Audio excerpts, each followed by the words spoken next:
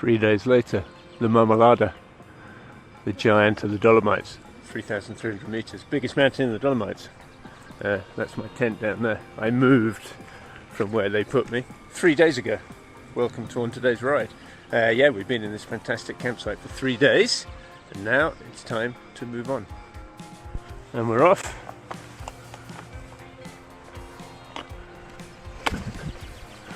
Out of the campsite. Got an important stop to make first. Cheers, guys.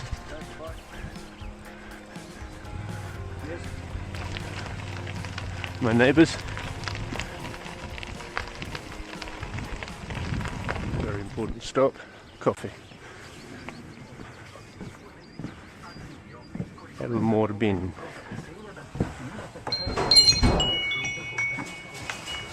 Buongiorno. Un caffè macchiato, per favore. Grazie. Coffee drank. Now we're really off. 9:05. I wanted to get out at 9. 9 it is.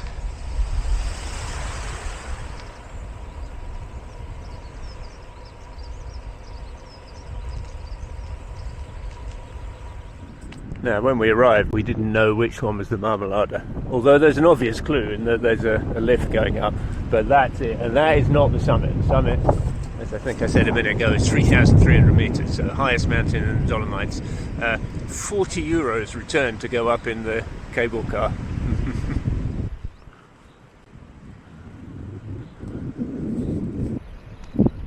It's a rude awakening this morning.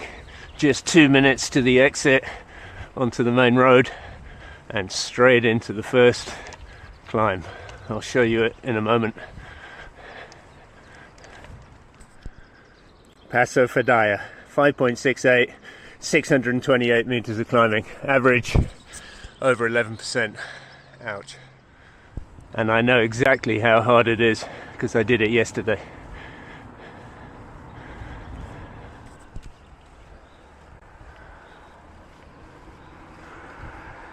Yesterday I did a luggage-free loop from the campsite, about 70k, 60-70k, 2,000 meters of climbing. I'd say one of the most beautiful rides I've ever done. Up the Fedaya here, and then the Passo Pordoi, so beautiful. Here, I'll show you a couple of photos, and I'll upload a couple of shorts to my channel.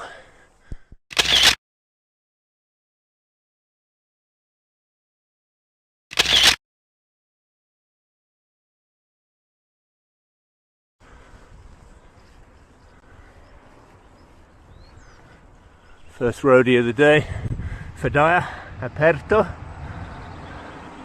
Plan for today, we're moving west to an area where there are campsites, but they are prohibitively expensive. Over 50 euros. Madness, so we'll be wild camping. We'll have to find something. We got about 60-70k, only 1,700 meters of climbing. Fedaya, and then one more big climb. Steep, but not crazy steep, this climb. It averages 11%, and it's one of those, it is sort of 10, 11, 12 most of the way. Then there's a little break, about halfway, a few hundred meters of flattish. Then it ramps up to 17%, ouch, but not for long. And then the last bit, steep, but not too steep, up to Fedaya Lake, very beautiful up there. We're headed to Siza Am, it's called. A high and very beautiful peak, according to my friend Daniel, who wild camped up there. However, that would mean a stiff climb at the end of the day with all my gear, and the weather's on the turn. It has been glorious the last few days. Very chilly at night, very chilly first thing in the morning, but camping at nearly 1,500 meters. Siza Am over 2,000, I think. Do I want to camp out in potential rainstorms at 2,000 meters? I think not. So the plan is a little bit like base of the Zoncolan. We'll do a little urban wild camp, see if we can find somewhere just outside of town, in the trees, sheltered, protected, and with a little supermarket nearby, and cafes and restaurants.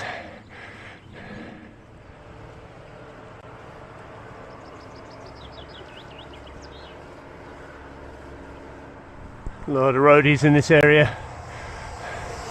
The summit is now hoved into view. We're not that far into the climb, but I don't know if you can make it out on the camera. It's right up there. So literally a mountain yet to climb.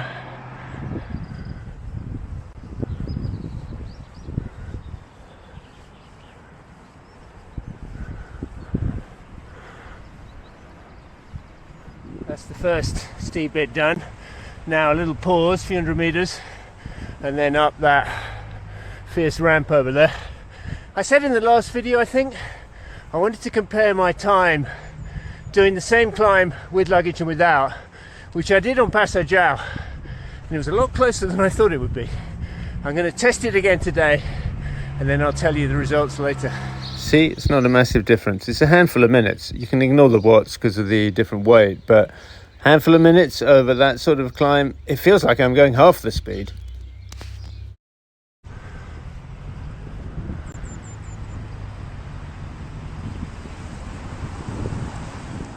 Through that very steep section now, just 1.5k to the top. Still steep, still just over 10% average, but not as steep. And there may be a little surprise waiting for us at the top.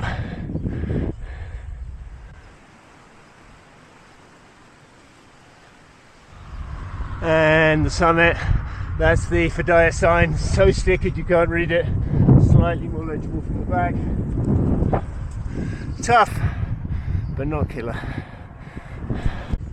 Yesterday when I was up here, I met a cat, and cats are very rare. I haven't seen many in this part, so I'll put his little video at the end. I call him Marmolada.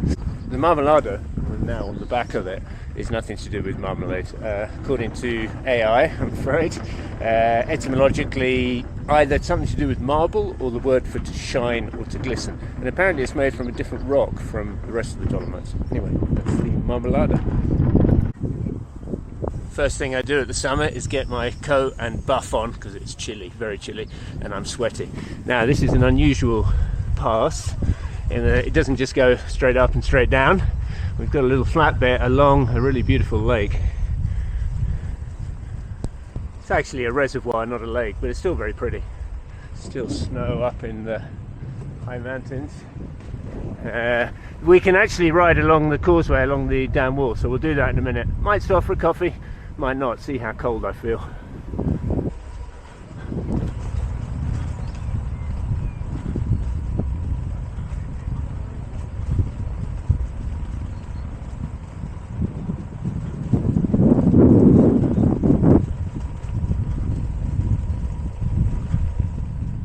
Big descent now, didn't stop for a coffee, I'll have one at the bottom.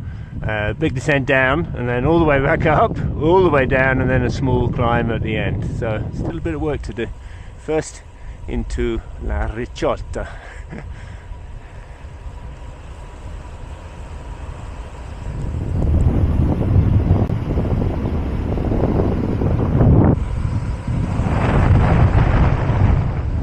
Straight into the next big climb now, 800-meter climb. Starting on the Port d'Oie like I did yesterday. Nice little bike lane they painted out for us, and then we'll turn off onto another climb. Big climb up, big descent, maybe get a snack at the top.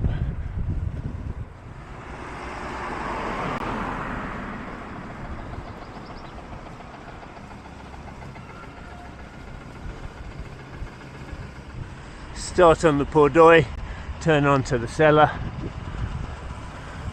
Gives its name to the Sella Ronda.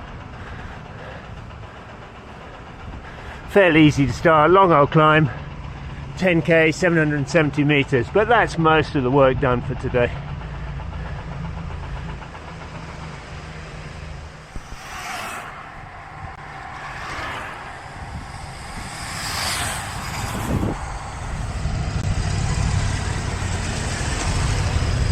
Motorbikes, motorbikes, motorbikes. Like a plague of locusts. Locusts. We're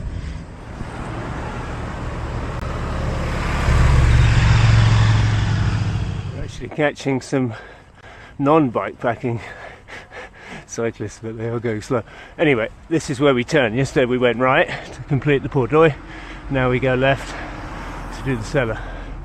Oh, and to be fair, he's only got one on, so he's doing pretty well. Okay, this is where we go left onto the cellar. Yesterday we went right. Big rock face in front of us. Now the tough part of the climb. Pretty much like what we did earlier on the Fedaya. For a second time. Passo sella. Aperto.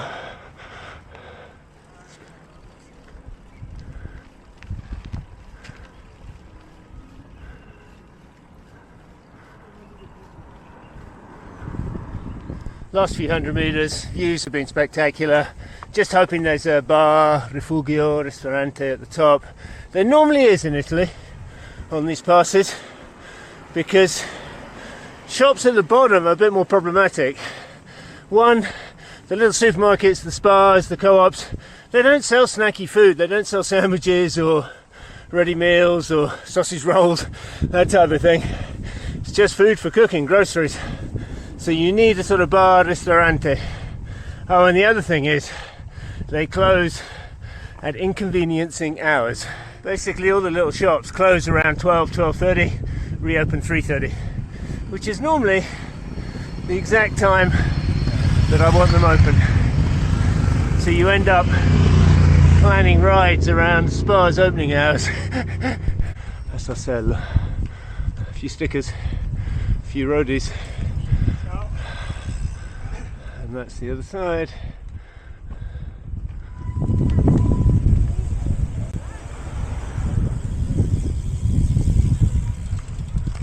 Well, it's the motorbikers are all Germans, cyclists are mostly Brits. Right, descent, big descent. You can definitely see the weather's on the turn. Might get some rain later. We've done 30k only, 1400 meters of climbing. That's quite brutal. We've got another 30k to go, but only 350 meters of climbing, so most of the day's work is done.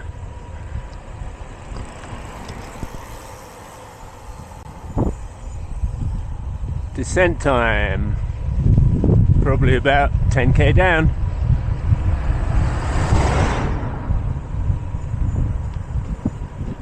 Nice little bike lane, haven't seen one of these for a while. Keeps me away from that quite busy road, following this lovely river. Still descending.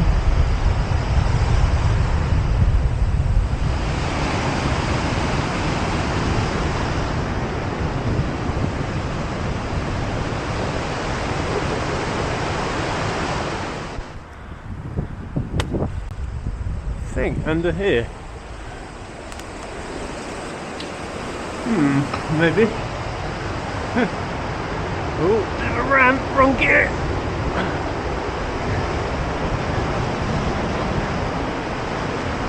Yeah, I think this is right, and then left, and then we're into the final decent climb of the day. Just to get the stats, 4 kilometers at 6%. Let's go on the road, I think. And I'm going to take my coat off and straight into a tunnel. Woo!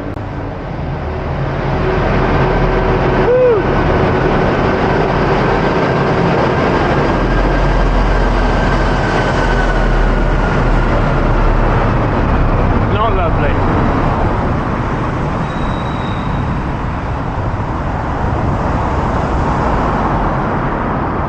Short one, fortunately. Suddenly feels like a very different part of the Dolomites now. Sort of softer, greener. We're into the Sud-Tirol, which I think is the German-speaking part of Italy. I've driven through here before. I remember being quite surprised when someone just spoke to me in German. My German's a bit thin. I'd rather have Italian, but that's the area we're in, and we've got 2.5k to climb. And that's the top, Passo Pinei. That's the last sort of proper climb of the day. There's a little bump just before the end. Still a touristy area. There's sort of footpaths and all that sort of thing. We're going to descend now, got a little bump as I say, and then head into Suzy, I think it's called. It's a village or a town, small town that's got a small supermarket, so that'll do me. And then we'll start looking for a wild camp. Slight change of plan. I realised it might be a bit tricky finding wild camp around here because it's all sort of open farmland. There are forests, but very much on the slopes. And then I passed this little sort of farm campsite, so we've come in to have a look, and it appears that we could camp in here. Not a bad spot. I haven't spoken to them yet, but we'll go and negotiate. Anyway, I think I could camp here, and that must be Alpe di Suzy that we're going to climb tomorrow. And that also means a lot easier just leaving the stuff here while we climb Sizer Alp, as it's also known, Alpe di Suzy, and then come back down and then leave. Anyway, let's go and speak to the proprietors. Fantastic, lovely old lady, I'd say probably in her 90s. Her son is running the place, but he's not here. But she said just put your tent up, and then we worked out. She speaks mostly German, so it is very much German speaking here, but we got by with a little bit of Italian and a word or two of English. Hey girls!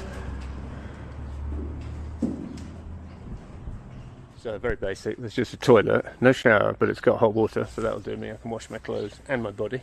I think I'll put my tent here. I was going to go a bit more further out, but then I can leave my bike here and sit in a chair and that, so that's nice. So I'll put my tent up.